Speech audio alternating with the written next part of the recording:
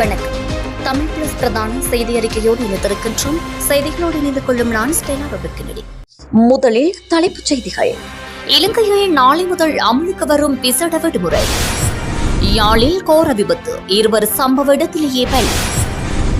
லஞ்ச ஊழல் ஆணைக்குழுவிலிருந்து வெளியேறிய கோட்டபாய ராஜபக்ச. இலங்கையில் மின்வெட்டு தொடர்பில் அரசு வெளியிட்டுள்ள அறிவிப்பு. எரிபொருள் நெருக்கடியால் நீதித்துறையிலும் மாற்றம், எடுக்கப்பட்டுள்ள அவசர நடவடிக்கை. பாடசாலைகளுக்கு புதிய கட்டுப்பாடுகள், சுற்றுலாக்கள் மற்றும் வாகன பேரணிகளுக்கு தடை. எரிபொருள் கிவ்வார் முறைமையில் 51 லட்சத்திற்கும் அதிகமான வாகனங்கள் பதிவு, டிஜிட்டல் பொருளாதார அமைச்சு தகவல். யாழ் பல்கலைக்கழகத்தில் ஏற்றப்பட்ட கருப்பு கொடி, 3 மாணவர்கள் விசாரணைகளில். மத்திய கிழக்கில் போர் பதற்றம் தீவிரம், தெஹ்ரான் மீது இஸ்ரேல் தாக்குதல். இனி விரிவான செய்திகள். விசேட அரசாங்க விடுமுறை தினமாக அறிவிக்கப்பட்டுள்ள புதன்கிழமைகளில் மேலதிக வகுப்புகளை நடத்துவது தடை செய்யப்பட்டுள்ளதாக அத்தியாவசிய சேவைகள் ஆணையாளர் நாயகம் அறிவித்துள்ளார். போதுமான அளவு எரிபொருள் கையிருப்பில் உள்ள போதிலும் எதிர்காலத்தில் ஏற்படக்கூடிய நெருக்கடிகளை கருத்தில் கொண்டு ஒவ்வொரு வாரமும் புதன்கிழமையை அரசு விடுமுறை தினமாக பிரகடனப்படுத்த திட்டமிடப்பட்டுள்ளமை குறிப்பிடத்தக்கது. யாழ்ப்பாணத்தில் இடம்பெற்ற கோர வீதி விபத்தில் ஒரே குடும்பத்தைச் சேர்ந்த அண்ணன் மற்றும் தங்கை ஆகியோர் சம்பவ இடத்திலேயே உயிரிழந்துள்ளனர். யாழ்ப்பாணம் கொழும்புதுறை பகுதியை அண்டிய பகுதியில் நேற்று மாலை குறித்த விபத்து இடம்பெற்றுள்ளது. மணியந்தோட்டம் பகுதியைச் சேர்ந்த பிரெட்லி என்ற 24 வயதுடைய அண்ணனும் அவரது சகோதரியான டிலக்ஸி என்ற 19 வயதுடையவருமே இவ்வாறு பரிதாபமாக உயிரிழந்துள்ளனர். குறித்த இருவரும் மோட்டார் சைக்கிளில் பயணித்துக் கொண்டிருந்த போது பவுசரோடு மோதி விபத்துக்குள்ளாகியுள்ளனர். விபத்தில் இருவரும் பலத்த காயமடைந்து சம்பவ இடத்திலேயே உயிரிழந்துள்ளதாக தெரிவிக்கப்பட்டுள்ளது. இச்சம்பவம் தொடர்பில் யாழ்ப்பாண போலீசார் மேலதிக விசாரணைகளை மேற்கொண்டு வருகின்றமை குறிப்பிடத்தக்கது.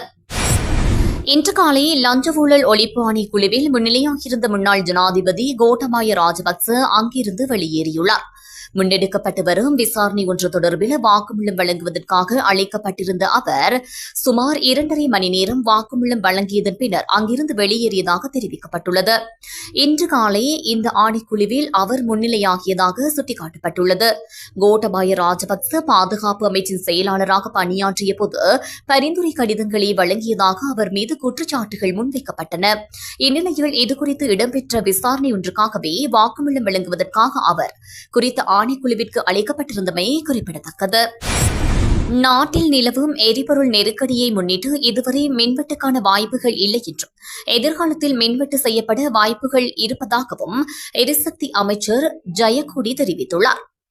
எதிர்வரும் காலங்களில் மின்சாரத்தை துண்டிக்கும் நிலை ஏற்பட வாய்ப்புள்ளதாகவும் குமார் ஜெயக்கொடி இதன்போது சுட்டிக்காட்டியுள்ளார்.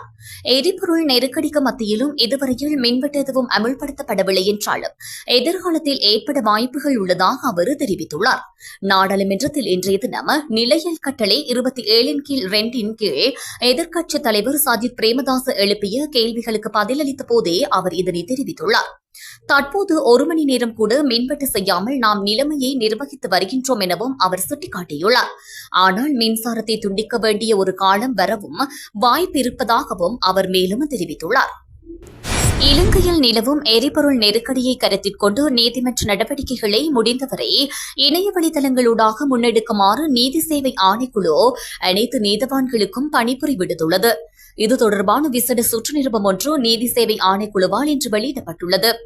சிறைச்சாலையில் உள்ள கைதிகளின் விளக்கமறியல் காலத்தை நீடிக்கும் போது அவர்களை நேரடியாக நீதிமன்றத்துக்கு அழைத்து வருவதை தவிர்த்து இணையவழி காணொலி தொழில்நுட்பத்தை பயன்படுத்துவதற்கு முன்னுரிமை அளிக்க வேண்டும் என்று அந்த சுற்று நிருபத்தில் வலியுறுத்தப்பட்டுள்ளது.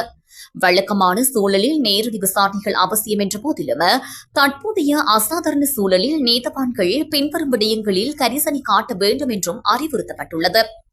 தொலைதூர பகுதிகளில் இருந்து வரும் சட்டத்தரணிகள், வழக்குதாரர்கள் மற்றும் சாட்சியாளர்கள் எரிபொருள் தட்டுப்பட்டால் நீதிமன்றக்கு வருவதில் பெரும் சிரமங்களை எதிர்கொள்கின்றனர். எரிபொருள் நெருக்கடியால் நீதிமன்றக்கு சமூகமளிக்க முடியாத எந்தவொரு தரப்பினருக்கும் பாதிப்பு ஏற்படாத வகையில் எந்தவொரு வழக்கின் தன்மையையும் ஆராய்ந்து நீதவான்கள் தீர்மானங்களை எடுக்க வேண்டும். இந்த சுற்று நிருபம் அனைத்து மேல் நீதிமன்ற நீதிபதிகள், மாவட்ட நீதிபதிகள், நீதவான்கள் மற்றும் தொழிலாளர் நீதிமன்ற தலைவர்களுக்கும் அனுப்பி வைக்கப்பட்டுள்ளது. போக்குவரத்து சிக்கல்களால் நீதித்துறை நடவடிக்கைகளை முடக்குவதை தவிர்க்கும் நோக்கில் இந்த அவசர நடவடிக்கை எடுக்கப்பட்டுள்ளமை குறிப்பிடத்தக்கது. நாட்டில் நிலவும் எரிபொருள் நெருக்கடியை கருத்தில் கொண்டு எரிசக்தியை சிக்கனமாக பயன்படுத்துவதற்காக பாடசாலைகளின் தினசரி நிர்வாகம் மற்றும் கற்றல் கற்பித்தல் செயற்பாடுகளில் கல்வி அமைச்சு சில மாற்றங்களை மேற்கொண்டுள்ளது. கல்வி அமைச்சின் செயலாளர் நாளக கலுவெவின் கையொப்பத்தோடு இது தொடர்பான முக்கிய அறிவுறுத்தல்கள் வெளியிடப்பட்டுள்ளன. அதன்படி பாடசாலை மாணவர்களின் பங்கேற்போடு ஏற்கனவே திட்டமிடப்பட்டிருந்த கல்வி சுற்றுலாக்கள் மற்றும் எதிர்காலத்தில் திட்டமிடப்படவுள்ள அனைத்து சுற்றுலாக்களும் மறு அறிவித்தல் வரை தற்காலிகமாக இடைநிறுத்தப்பட வேண்டும் என அறிவுறுத்தப்பட்டுள்ளது. அத்தோடு பாடசாலைகளில் நடத்தப்படும் விழாக்கள் அல்லது நிகழ்ச்சிகளின் போது எரிபொருள் பாவனையை கட்டுப்படுத்துமாறு அதிபர்களுக்கு அறிவுறுத்தப்பட்டுள்ளது. குறிப்பாக அதிகளவில் எரிபொருள் செலவாகும் வாகன பேரணிகள் போன்றவற்றை நடத்துவது தற்காலிகமாக தடை செய்யப்பட்டுள்ளது. அதே நேரம் பாடத்திட்டங்களை முடிப்பதற்கான காலம் குறைவாக இருப்பதால் பாடசாலை நேரத்தை விழாக்கள் அல்லது வெளி நிறுவனங்களின் நிகழ்ச்சிகளுக்காக பயன்படுத்துவதை தவிர்க்குமாறு கோரப்பட்டுள்ளது. மேலும் தற்போது நிலவும் சூழலால் பாடசாலைகள் வாரத்திற்கு 4 நாட்கள் மட்டுமே இயங்கும். இதன்படி மீண்டும் அறிவிக்கும் வரை ஒவ்வொரு புதன்கிழமையும் பாடசாலை விடுமுறை தினமாக அறிவிக்கப்பட்டுள்ளது.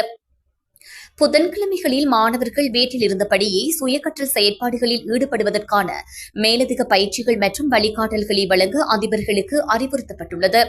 இந்த நடைமுறைகள் 17ஆம் தேதி முதல் அமலுக்கு வரும் வகையில் அறிவிக்கப்பட்டுள்ளன.